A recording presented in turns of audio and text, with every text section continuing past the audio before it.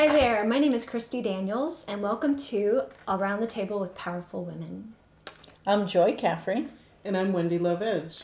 And today we have a guest, Gina Barker, with us. Thank you for joining us. Thank you. A little bit about Gina. She is an amazing businesswoman, amazing. So she started, she spent between 95 and 99% of her lifetime self-employed. She comes from a family of Arkansas natives, and her business kind of went from the garage. Within the last decade, she's up to 19 employees. We'll do $1.4 million in 2019. Yes. Mm-hmm. And you can imagine we have so much about empowerment to learn from Gina. So thank you so much for joining us today. Thank you. Mm-hmm. So could you give us the short version of how you got to working on a farm to today? Today, well, I grew up here, Eastern Arkansas. I went to work, like most people, went to college, got a degree in electronic engineering, and started working for other people and realized, I can make more working for myself. Mm-hmm. And I thought, what's the difference from trying and not trying? And I thought, if it works out. And I started in 91, put together my own little office equipment company. Started doing sales and service of office automation products, copy machines, things like that. Along the way, just kind of started picking up contract jobs here and there. And on the side, did Salvage. And one thing I learned was that when I worked for myself, my time was my own. Mm-hmm. Not only did I get to do what I wanted, but I could spend as much time working.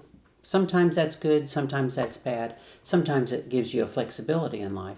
But I was able to go out and do salvage. I was able to go out and do contracting work for people and just kind of blend it all and make it all dance together in a nice fashion to where it was enough to be profitable, far more than what someone would pay me. So I've spent a lot of my life just doing my own thing and, ignoring that fear of, I need a paycheck on Friday.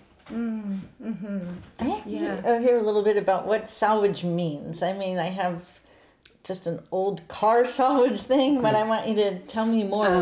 How do you go from whatever you find and what happens to it? Well, what happened is I kind of stumbled upon it a little bit, but there's that old wheeler dealer. You buy something and then you find someone to sell it to. And salvage is a lot like that. And in 91, I was putting together my company, and there was this auction. And it was about a month before I started my business. And they were selling out an office supply company. And they had dumped it all in an old building in Fort Smith. So I go to that auction, and I see all this stuff, and I start buying it. And I buy it up, and I buy $100, $200 worth of this and that. And then I thought, I can find someone to sell this to. And we would take, and this consequently kind of started feeding my business, because on any business model, one of the key things in it is cash. And I was going, I can buy this for this and I can sell it for this. That's extra cash. So it's kind of one of those light bulbs that went off in my head. And I would go to auctions and I would buy stuff, and then I would just start making phone calls. Who wants this? And I would call all the dealer friends I know and sell it. Or I would, there was trade publications for office equipment, and I would take things. And salvage will involve, say someone's going out of business and they've got, in their back room, they've got a couple typewriters, some toner cartridges, and an old piece of equipment they don't use anymore. Right. Well, there's people that want those things. Yeah, and it means nothing to them because they're not even using it, right? Yeah. That's right. I've gone to, remember back in the day when they used to have the rooms full of typewriters, and they used to train typing and all this. Well, back in those days when those colleges would go out of business, I would go there and I'd buy the entire room of typewriters. And I had a guy up, he would meet me halfway in Branson, and I would I mean, sometimes my axe will be dragging on the truck, and I'd have it full of typewriters. I'd drive up to Branson, and we'd swap all these out, and he'd write me a check or whatever, and we'd go on our way. And I'd take the trade publications, and I would go, oh, and I would list out the things I had and the prices I wanted for them, and put them in that trade publication. And then the next month, people would contact me, and I'd mail it to them, and they'd mail me a check, and I'd get money in the mail. And I thought, wow, how great is this? Fun. And then in 1999, eBay came along, and it just changed the format of everything salvage, because we literally went from it taking a month or two for me to sell something that I had to stick in my garage to, with PayPal, soon after eBay, I was getting my money in 24 hours. So I could buy something, put it on eBay, sell it, get my money, and I could turn that product in 24 just went hours. faster. Wow. And there was a company called R Freight in Fort Smith, and I started doing their industrial electronics, which was commercial electronic devices that couldn't be sold in their store because the average consumer really didn't need it. There's tons of commercial electronics, and that's what I focused on: office equipment, telecommunications equipment, things like this. And one day they had a box, and it had like $4,000 written on it, and I bought it for like $20. And I looked at the item, and it had gold on it, and it was what I learned later was a fiber optic transceiver for the telecommunications of fiber optic channels. And I took it, and I put it on eBay, and I just listed out the part numbers, and I sold it in one day for $400. And I was like, eBay's my thing, because I don't even know what this is really, and I'm selling it. Wow. And making money. And so I started selling on eBay, started dealing with R Freight, and we did a lot of theirs for them. And I learned there's a lot of money in this. It's interesting because when you first brought it up, I thought, oh goodness, eBay came in and ruined your that's business. what I thought you were going to say too. But you have this curiosity and innovative mind, and you made it work for you. Yes. Even better than what you were doing. And it's almost like the technology helped you be a better matchmaker, a more expedient Yes. matchmaker between... Technology's always changing. The things you do will always change. People around you are always changing, and you have to mold and adapt. 10 years ago, when I started my business back up, and I had done in 91, I was doing office equipment. The company slowly started withering because copy machines got less and less popular. As that started happening, I was trying to find something to fill it with and never really found anything. Got a really good job offer from an internet company to do commercial equipment in the hospitals. Went to work for that in 03. 07, lost my job, all of them, and said, what makes money? Because I need money to pay my bills. I thought, eBay makes money. So I went around to every little store that sold salvage and everything, and I bought everything in there because I knew eBay well. I bought everything that could make money, piled it in my cart, took it to the garage, piled it all out, and started selling on eBay again because I got to have money, and it's part of that wheeler dealer mentality. You're never not working, and you're never out of money because you're going to turn it. And It's kind of survival technique too. it is. There are really people is. who say, I need money, and they have no idea how to find it. Yeah. But with your curious and innovative mind, you can figure that out. Yeah. And I've learned that my vision isn't what I should do. My vision is going to change, and what makes money and what I love is what I should do. And not necessarily this vision. And a lot of people say, oh, you got to have this vision in this. And they say, oh, you look at my corporation now, quick discounts. And they go, oh, this is the vision. I said, this wasn't the vision at all that I had 10 years ago. We in 2007 and 8, I went back into doing contracting. 2009, I quit all my contracting stuff and went full-time into industrial salvage, online only. And in 2011, 2012, we were the nation's largest dealer in used surveillance equipment. We were buying a lot of what Walmart had in surveillance equipment. We would take it in, refurbish it, and then sell it online. But at that same time, I'm looking what's down the road. And what I saw was I saw this huge Chinese threat of all these surveillance equipment that was twice the resolution of mine and a fifth the price. And they were mass producing it, and I knew this was just going to wipe us out. And so we started shifting from industrial electronics, which we just kind of ran out of, couldn't find anymore, from there to the on into retail, but online. And then we did retail online, and then from there we moved from retail online to retail in a brick and mortar store. And the retail was with, what did you change Retail, the product? yes, What was the product we change? consider retail things people will buy. Okay. Coffee mug, a light fixture, hand tools, things like this. Surveillance equipment, telecommunication parts, things of this nature. Your average person won't buy. So you're still doing salvage, but you switched it to what We people do. would buy?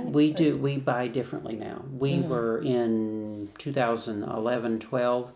We saw this threat of industrial is drying up in America. After the 07 recession, it started drying up. I thought we would have years and years of factories closing to where we could buy the industrial salvage and then sell it. What was happening was they closed so fast that there wasn't enough of it left to really buy from. And so from there we started moving into, well, what else can we sell? And we wound up with returns.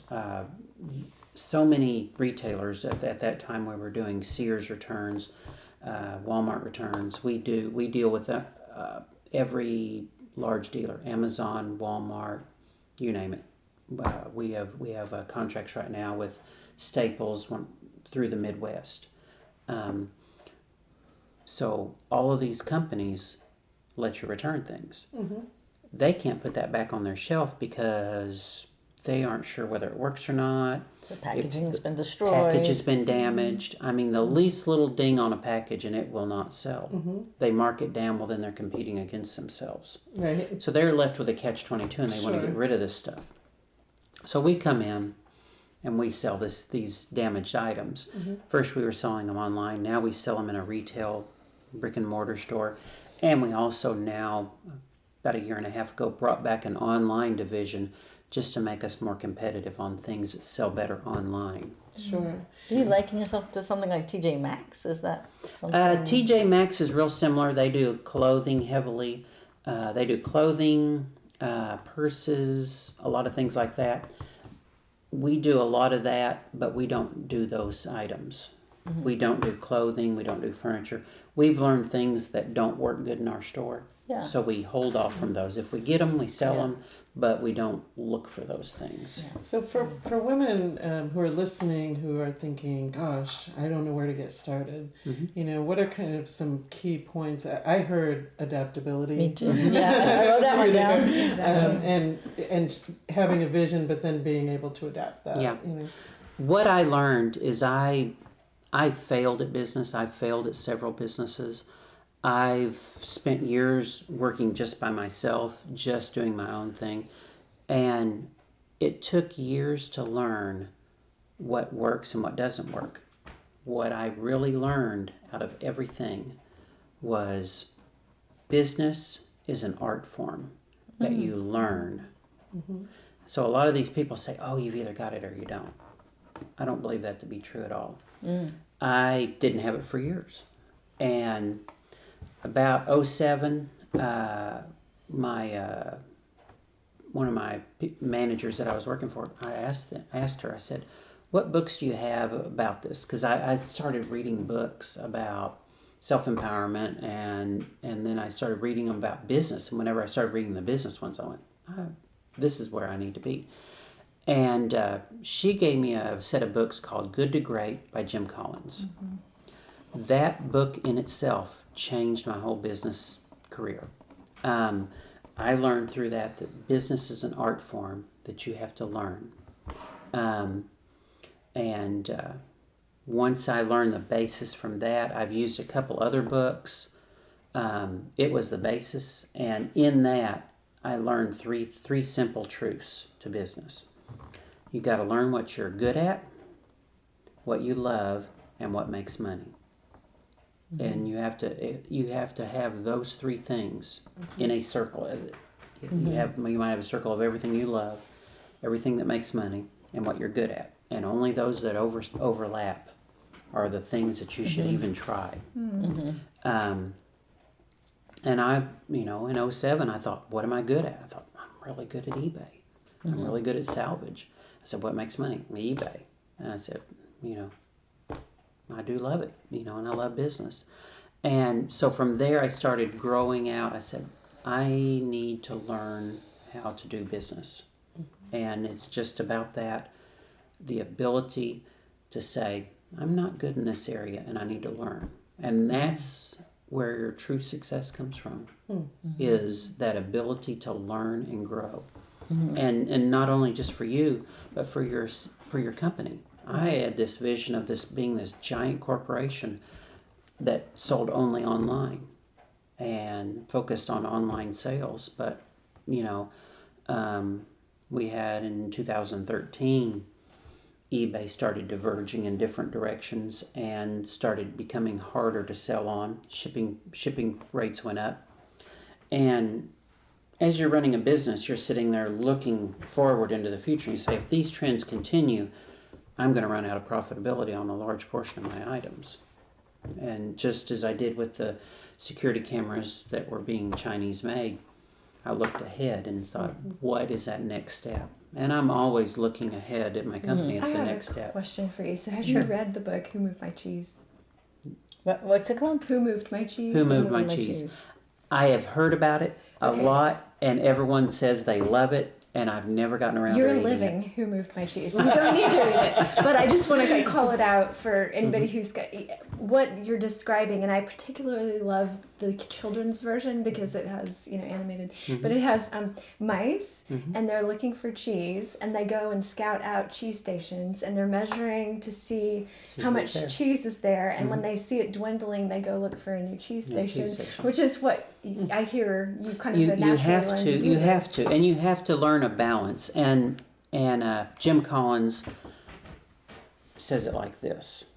He says, protect the core, which is your core business, which a lot of people say that now. What's your core business? And if you're in business and you can't tell me your core business, you're in trouble. What's your core business? Protect that core, but then stimulate growth. And how do you do that? And that's one of the keys to getting started, is you protect your core, what's making money right now.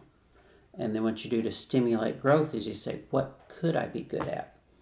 And then you do a thing called try a little bit of everything and see what works. Yeah, test and experiment. Guess and test and see Guess what and works. test and keep testing it. There are 1,000 things, like you brought up TJ Maxx. We've tried clothes, didn't work. I pulled the plug. Yeah, and it's that willingness. I don't have to be like TJ Maxx because you can be who you are. You can. You've got this vision. How everyone says, "Oh, what was your vision?" I said, "It wasn't this." Right. But that trying a little bit, trying this, trying that, and seeing what works, and then you go, "This works. This didn't work," or "I don't know about that. Let's try it again." And then you try it again, and you go, "It's still jury out." You go, "Maybe it's time to pull the plug." But be willing to pull the plug on it. Yeah, I hear that willingness to make change and Willingness not to get make attached to a vision, right? Or not get attached to it. Just keep going. Yeah. I mean, that happens. So a I'm lot. curious. So if I'm calculating this right, this is 28 years in business, 91. Oh, I haven't done the numbers. Back from 91, but I have a daughter who was born in 91. She's 28. So okay. we're gonna go with that. We're gonna go with that. But, so over 28 years of business, before we started recording, you made a statement about women's empowerment and about one of the most empowering things can be business and money. And so I'm wondering if you have, over these 28 years of what you've done, specific suggestions that would be targeted towards women, versus, because anybody can go pick up Jim Collins' book. Mm-hmm. They need to read it and then apply it and do what you've done. But what would be like Gina Barker's empowerment secret guide to empowerment? Yeah, give us that. Guide to empowerment for anybody. And that's one of the keys that a lot of women need to hear is, yes, the rules are slightly different for women than men in how people view you. But the rules for how you view yourself are the same. Mm-hmm. You don't need to listen to everybody. We need, as people, to figure out who to listen to and who not to listen to. And sometimes we don't need to listen to ourselves, because I spent a large portion of that 28 years not hiring people and not growing my business. And eventually that killed it, and I went to work for other people because I didn't believe in myself enough. You kind of waste some time there, and I did. I lived life but did waste time. It's a personal thing. You've got to, be willing to figure out what you want and what you're willing to do at that. And then from there, just make decisions based on reality and not your fears. So many people... That's great. Yes, Right. so many people will say, I've heard, or this, or that. And so much, if someone says, I heard, then my brain instantly goes, they're getting ready to say something that isn't true. Mm-hmm. I mean, people... Steve Jobs is a good suggestion here on this. Everyone says, "Oh, he had such a great vision." When the iPod came out, in the first quarterly report, it was barely one line. It was an attachment to their computer. It wasn't the computer. It wasn't the grand thing. It evolved into that as they tried a little bit of something, and this did good. That same year, they probably developed 3 or 4 other attachments. And over a 5-year period, maybe 20 or 30 different attachments they actually marketed and tried to sell that failed. But that iPod worked. And then the iPod went along and they went, everyone wants us to put a phone on this. So we finally put a phone on it, and it's got us to that point. It's not a, I have a vision and you're casting out your line way out there. No, we're just kind of moving that just a little bit at a time. So back to when you were faced with those blocks, and you could have a choice to expand and hire, or go make money at a job or something else like that. Could you talk a little bit about that? How that process was? It's a personal decision. It's not right or wrong. I know people that have been in business for years for themselves, that are now working for other people, and they're happy. It's a life choice. If you failed at a business, or if you're not in a business now when you were before, it's not a bad thing. It is just your life. I mean, I gave up a lot of things to be where I'm at. I gave up a lot of personal things for a lot of years. I mean, I was a millionaire, but I was homeless. I was like, I own $1 million company, and I went out and bought a house because I thought I should have a house. So we have to have you on for another. Yes. That qualifies you for the next episode, because that little sound bite. Right. Wow. Okay. Right. Yeah. But I was so focused on business. I was going to say, don't you think sometimes people who have kind of an entrepreneurial spirit, they get very focused on the business, and the home life kind of takes a back seat sometimes? Well, or having a home, for instance. Having a home even. And it was, I got divorced 13, 14 years ago. And I was like, I'm staying in this area. And this is one of the reasons that I've, for so many years, had my own business. Wasn't because I had these grand visions, but it was like, no one else will pay me. but I need to live in this area because of my family or my kids. And 13 years ago, when I got a divorce, I was like, I'm not leaving my kids. I'm not dragging my kids anywhere else. We're staying here. So I need to, work for someone else, or when there's not a job, build my own job. I And hear then that necessity is the mother of, Necessity invention. is the mother of You're gonna do invention. it. It takes, yeah. Well, I think we're definitely going to need to have you back if you are willing to come Sure. back. Yeah, and we unfortunately Are are at going about to 30 need to. minutes, Yeah, we've reached the end. So, any last words that you'd want for this particular segment to share? The segment's about empowerment. Empowerment comes from knowledge and the willingness to accept that knowledge. Believe in yourself a little bit. And if you can't believe in yourself, believe in, well, what's it going to hurt? And that's the big thing is when 91, when I started my company, it was like, one of my friends says, I was looking for a job when I found this one. It's those people with that nonchalant jump off the cliff kind of thing. Risk taking. And people wonder, how much risk am I actually taking there? And it's some of that, and it's some of just get out there and do it. There's a lot of wisdom that comes from the journey and being able to take those risks. So congratulations Thank you. on all of that. It's really Thank remarkable. you so much for being here. Thank you. Thank you for having me. Yeah, I'm glad you're here. So we do a toast at the end. Here's to a edgy, soulful, and joyful life. There